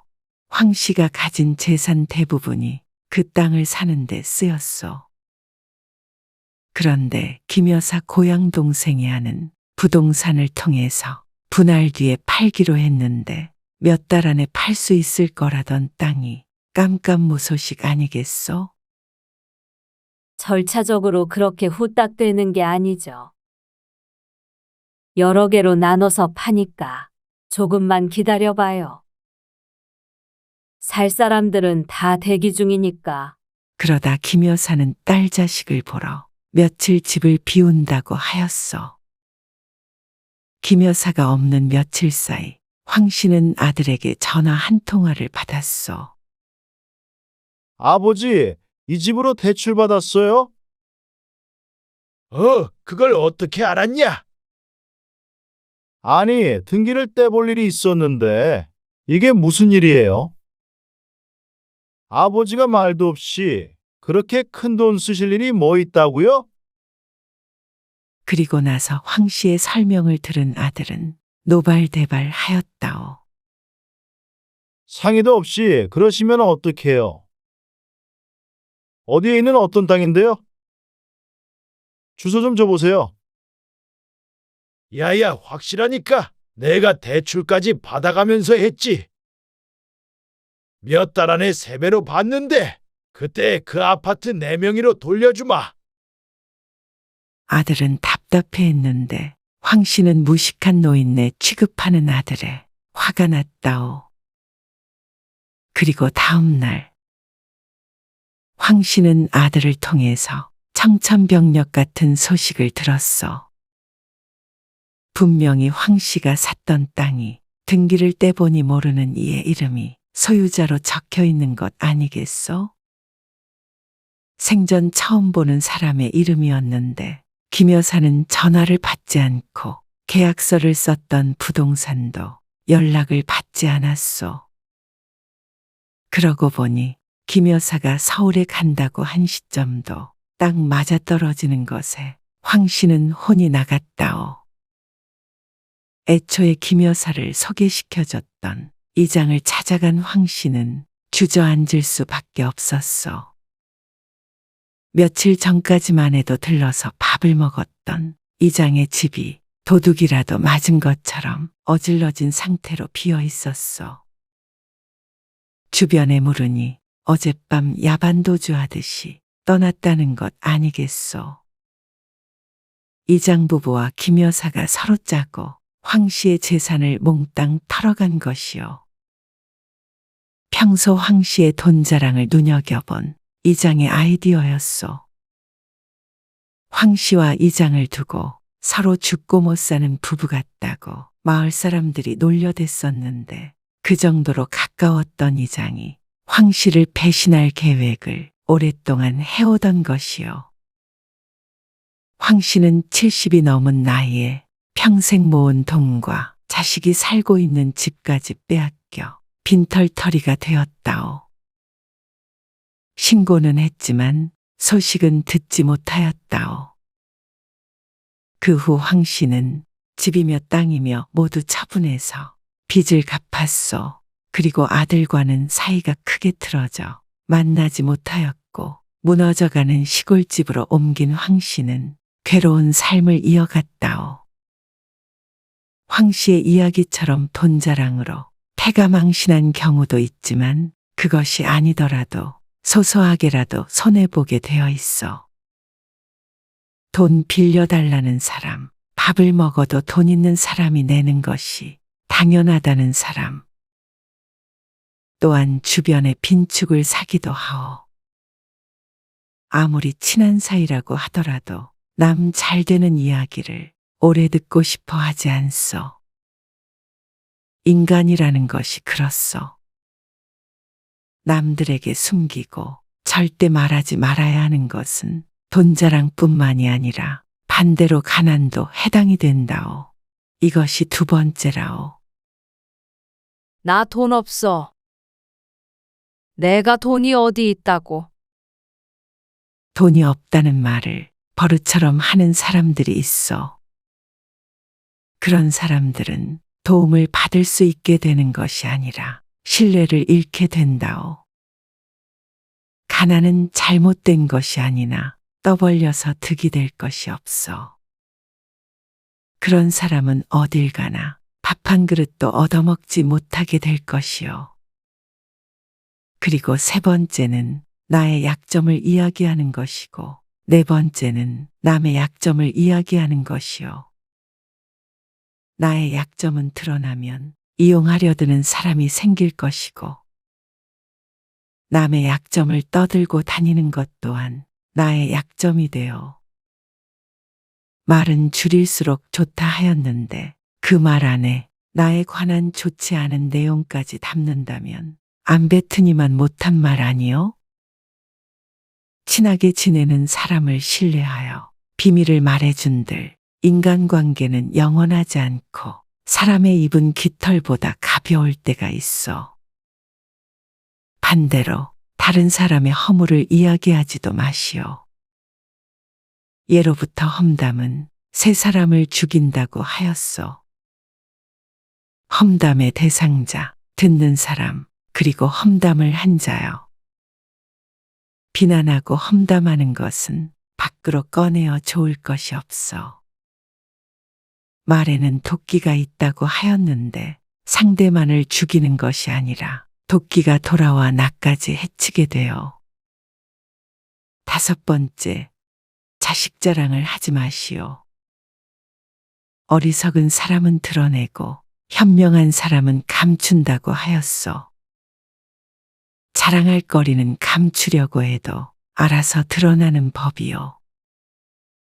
나이 먹을수록 더 겸손해야 하고 남의 자식 잘 되는 이야기는 들어서 즐거울 것도 없어. 내가 듣기 싫은 이야기는 나도 하면 안 돼요. 돈 자랑, 자식 자랑은 배우자와 하면 되는 것이요. 가장 기쁘게 들어줄 청중 아니겠소? 이런 말이 있어. 인간은 입이 하나, 귀가 둘이 있다. 이는 말하기보다 듣기를 2배 더하라는 뜻이다. 말을 많이 하는 사람보다는 듣기를 많이 하는 사람이 되시오. 말을 많이 하는 사람들의 특징은 주위에 사람이 있는 것을 좋아하오. 하지만 인생을 살다 보면 느끼지 않소? 말이 많은 사람보다는 내 말을 잘 들어주는 사람과 함께 있고 싶은 것이 인간이라오. 그리고 누군가가 말하였어. 말할 필요가 없는 것은 말하지 않는 것이 최고의 말이다. 우리가 나이 들어 해서는 안 되는 말, 할 필요가 없는 말은 굳이 하지 마시오. 숨겨야 득이 되는 것들도 있는 법이라오. 말 한마디가 앞으로의 인생을 행복하게 바꿀 수도 불행하게 바꿀 수도 있어. 나는 나이 들수록 행복해지기 위해 노력하고 싶소. 그대들도 부디 그러하길 바라오.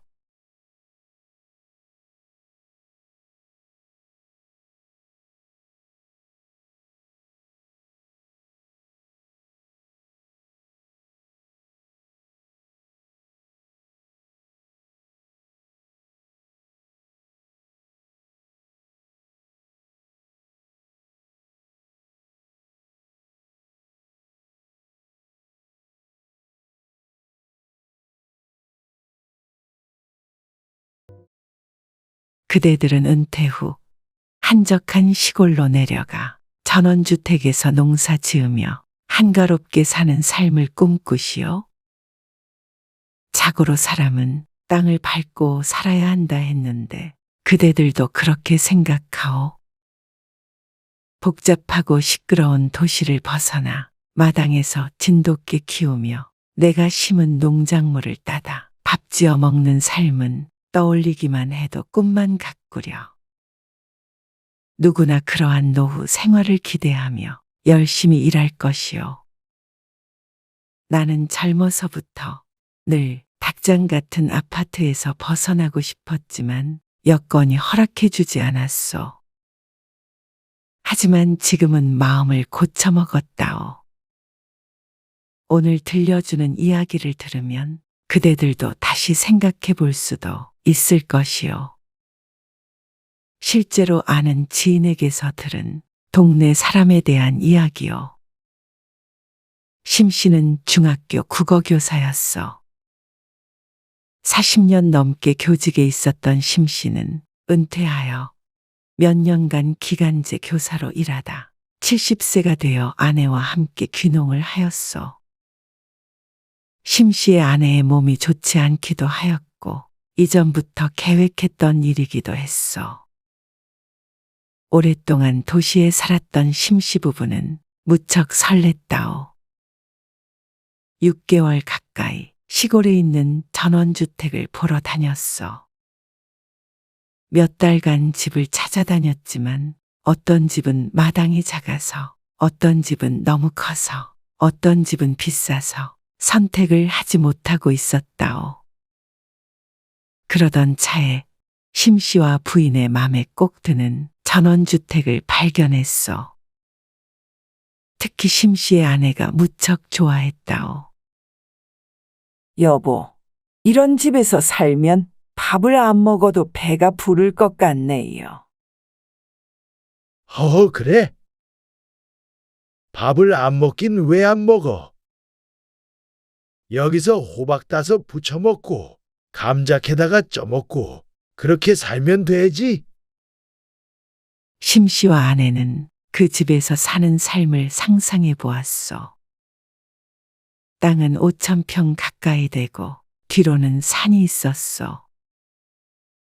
그리고 땅 옆으로는 작지만 물도 졸졸 흐르고 있었다오.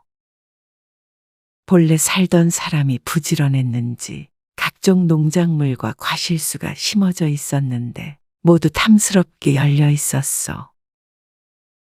천장이 높은 2층 집은 밖과 안이 모두 황토가 칠해져 있었고 모양도 고풍스럽고 독특해서 풍기는 정취가 남달랐다오. 그리고 심 씨는 은퇴 후에 책을 쓰고 있었는데 이런 집에서 창밖을 보며 글을 쓰면 참 좋을 것 같았어. 사모님, 이것 보세요. 이게 뭔지 아시겠어요? 여기 주인분이 직접 토구를 만든 건데요. 한번 들어가 보세요. 부동산 직원은 말을 하며 키가 작고 두꺼운 철문을 열어주었어. 그 안에는 김치독과 간장독 같은 항아리들이 많이 들어있었어. 어머나, 나 어렸을 적에도 집에 이런 게 있었는데. 여기에다 김치 두고 먹으면 엄청 맛나요. 맞아. 이런 게 있구먼. 바깥에 아궁이도 있고 평상도 있고 집도 깔끔해서 난 여기가 마음에 드는데. 사모님 말이 맞습니다. 이런 톡을 있는 집 아주 귀해요. 내일도 보러 오신다는 분이 있는데 이 집은 금방 계약될 것 같아요. 심 씨 부부는 이런 집은 인기가 많다는 부동산의 말에 바로 계약을 진행했어. 그러고는 2달 뒤에 그 집으로 이사를 했어. 처음 몇 달간은 재미나게 살았다오. 아침엔 시끄러운 찻소리 대신에 새 지저귀는 소리에 잠이 깼고 처음 해보는 농사도 조금 헤매기는 해도 재미있었어. 도시에서 손님이 오면 마당에서 고기도 구워 먹었는데 그런 행복이 또 없었다오. 이사를 한 지 일주일 정도가 지났을 때 부녀회장이 찾아왔어. 이 동네 오면 마을을 위해서 기부금을 조금 내야 해요. 많이는 아닌데 동네 사람들 다 내는 돈이에요. 말로만 들었던 마을 발전 기금이었어. 부녀회장이 말한 금액은 300만 원이었어. 적은 돈이 아니지 않소? 하지만 마을 사람들 다 자발적으로 내고 마을을 위해 쓰인다는데 안 내고 버티다가는 이 마을에서 편히 살지 못할 것 같아서 울며 겨자 먹기로 내놓는 수밖에 없었어. 시골 인심이라는 건 다 옛말인 것 같네요. 마을 발전기금을 받기 위해 여러 번 찾아왔던 부녀회장과 주민들에게 정이 다 떨어졌다오. 그러던 어느 날 가까이 살던 이웃이 집으로 찾아왔소. 이 집 뒤에 있는 이 산이 내 땅이요. 근데 이 집 일부가 내 땅에 들어와 있어. 이웃으로부터 황당한 이야기를 들었다오. 그럴 리가 있겠습니까? 부동산 통해서 산집입니다. 그건 측량을 해보면 알 일 아니오. 비용을 들여 측량을 해보았더니 심씨의 주택 일부가 이웃의 땅을 조금 침범한 것 아니겠소? 부동산에도 전화를 해보았지만 서류상으로는 문제가 없었다며 모르쇠로 일관했어.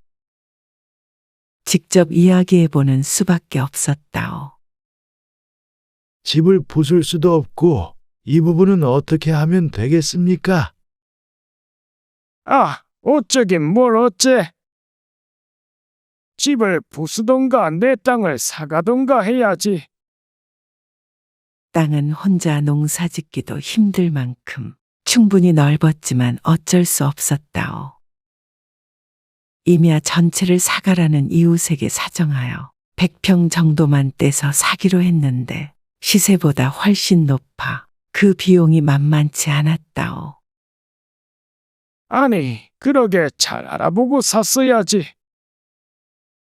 불난집에 부채질하는 이웃의 말에 어이가 없기도 했고 화가 났지만 이웃과 괜히 얼굴 붉히기 싫었어. 시세보다 좋기 두세 배는 비싸게 땅을 팔면서 한마디 보태야 직성이 풀리는가 보구려. 근데 무슨 암에 걸렸다 그러던데. 여기 원래 살던 집주인도 암에 걸려서 치료받으려고 도시로 올라간 거요. 무슨 집이 암 환자만 사는구먼. 이웃의 말에 심씨 부부는 어이가 없었어. 암이요. 그냥 몸이 좀 안 좋은 것 뿐입니다. 그리고 암에 걸렸어도 말을 그렇게 하면 안 되죠. 아니요. 동네 사람들이 그러던데. 그래가지고 난 공기 좋은 곳으로 내려온 줄 알았지. 근데 아닌 말지. 뭘 그렇게 발끈하고 그러시나? 마을에서 심씨 부부에 대해 무슨 말이 오가는지 듣기도 싫었어. 작은 마을에 재밌는 일이 없으니 심씨 부부를 두고 이런저런 말을 떠들어대는 듯 했어. 내려와 지내는 곳이 고향도 아니다 보니 외지인에 대해 텃세를 부리는 마을 사람들의 넌덜머리가 났어. 심씨의 집은 마을 외곽에 떨어져 있어 이웃들과 많은 왕래가 있지 않아 다행이라면 다행이었어. 하지만 집에서라고 마냥 평화롭고 좋은 것만은 아니었다오. 시간이 좀 지나자 깔끔하게 가꾸어져 있던 밭은 이전 모습을 잃어갔어. 아내가 몸이 좋지 않다 보니 5,000평을 심씨 혼자 돌보았는데 하루 종일 일해도 끝이 없었어. 초보 농사꾼인 심씨가 관리하기에는 지나치게 큰 땅이었어. 농사를 짓다가 골병이 들 것 같았다오. 그리고 전원주택이라는 것은 아파트와는 다르게 늘 고쳐야 하는 곳이 생겼어. 황토주택이라 균열이 가면 메꿔야 하고 지붕에 이가 나갈 때도 있었어. 하루하루가 고되니 책을 쓸 시간이라곤 없었어. 그리고 심씨의 아내도 전원주택 생활이 행복하지만은 않았어. 심씨는 바쁘고 지인들과는 자주 왕래하기 힘들어 외로움을 느꼈어. 도시에 살 땐 하루하루 할 일이 있었는데 시골에선 산과 물을 쳐다보는 것 외에는 달리 할 일이 없었다오. 운전을 할 줄 모르는 심씨 아내는 심씨가 외출을 하는 날에는 꼼짝없이 집안에 갇혀있는 신세가 되었어. 내려간 지 몇 달 되지 않았지만 도시가 그리워졌어. 심씨의 아내는 우울증이 생겼고 심씨는 일이 힘들어 둘이 다투는 일도 종종 생겼다오. 여보, 우리 다시 돌아가는 건 어때요? 마을 사람들도 그렇고 이 큰 집 당신 혼자 관리하다가 없던 병도 생기겠어요. 집은 어떻게 하고 올라가?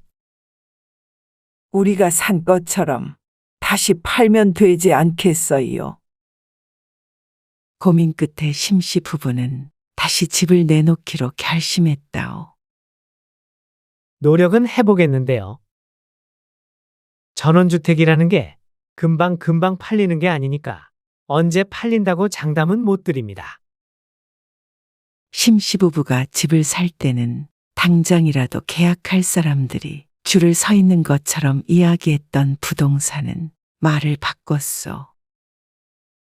심씨가 집을 샀던 금액에 이웃의 땅을 추가로 샀던 금액까지 더해서 내놓았는데 한 달간 깜깜무소식이었다오. 점점 금액을 낮추는 수밖에 없었어. 계속 그곳에서 살 수 없었던 부부는 결국엔 샀던 금액보다 훨씬 손해보는 가격으로 팔고 도망치듯 마을을 떠나야 했어. 결국 몇 달간의 전원 생활로 인해서 심씨 재산은 축났고 마음의 평만 얻었다오. 심씨가 특별한 경험을 한 것 같소? 실제로 이런 일은 비일비재하다오. 그대들은 현실은 외면한 채 전원 생활에 대한 아름다운 상상만을 가지고 있진 않소? 노후엔 전원 생활을 하는 것이 꼭 진리처럼 여겨지는 것 같소. 하지만 실상은 몸도 마음도 더 힘든 경우가 대부분이요. 우리가 나이 들어서 집을 고를 때는 꼭 생각해 보아야 하는 것들이 있어. 몸만 누이면 그만인 것이 아니라 남은 여생을 살아갈 터전을 고르는 것 아니겠소? 노후에 살기 좋은 집을 선택하는 방법 5가지에 대해 말해주겠소. 첫 번째, 교통이 편리한 집을 고르시오. 운전을 할 수 없는 사람은 당연한 말이고 운전을 할 수 있다고 하더라도 언제까지 가능하리란 보장은 못할 것 아니겠소? 나이 들어 집에 고립되고 싶지 않으면 언제든지 어디든 오갈 수 있도록 교통이 편한 곳을 첫 번째로 삼으시오. 그렇지 않으면 집이 아니라 감옥에 갇히는 것과 다름없을 것이요. 그러니 산속에 홀로 있는 시골집을 갈 생각일랑 마시오. 언제 무슨 일이 있어도 나오는 데만 1시간이 걸리는 곳은 노년에는 절대 가선 안 될 곳이라오. 귀촌을 하였다가 포기하고 돌아가는 사람들의 사연들을 들어보면 가장 큰 원인은 바로 이것이라오. 두 번째, 병원과 편의시설이 가까운 집을 고르시오. 우리는 흔히 은퇴하며 살 집을 생각하면 나이 들어 텃밭 가꾸며 살 수 있는 한적한 집을 떠올리지 않소? 하지만 젊은 사람들보다도 편의시설이 가까워야 하는 것은 노인이요. 병원은 말할 것도 없고 장을 보고 식당을 가는 일도 어려워서는 안 된다오. 병원을 오가기가 힘들어 전원 생활을 접고 도시로 올라가는 사람들을 많이 보았어. 한적한 곳에 살다가도 나이 들면 병원과 가까운 곳으로 옮겨야 하는 법이요. 예전에 살던 마을에 홀로 사는 할머니가 계셨어. 마을 끝에 혼자 떨어져 있는 인적 없는 곳이었어. 주변에 버스 정류장도 없는 곳이었다오. 정류장까지 걸어가려 해도 1시간은 걸렸어. 자장면 하나도 맘대로 시켜 먹지 못하는 곳이었다오. 차는 물론이고 자전거 운전도 못하는 할머니는 시장을 한번 갔다 오려면 버려진 유모차를 지팡이 삼아 장바구니 삼아 왕복 2시간을 걸어야 했어. 젊은이들도 힘들어할 거리를 70 넘은 노인에게는 쉬웠겠어. 허리도 다리도 골병들어 나중에는 자식들 도움 없이는 마을을 오갈 수도 없었어. 골병든 노인은 또 병원을 다니기도 힘들지 않았겠소? 다행히 나중에 자식들이 도시로 모셔갔지만 할머니도 한평생 살던 집을 두고 눈칫밥 먹으며 사는 것을 원치는 않았을 것이요. 나이 들면 멀리 움직이기는 쉽지 않다오. 그러면 내가 필요한 것들이 가까이에 있어야 하지 않겠소? 3번째, 근처에 산이나 산책로가 있는 집을 고르시오.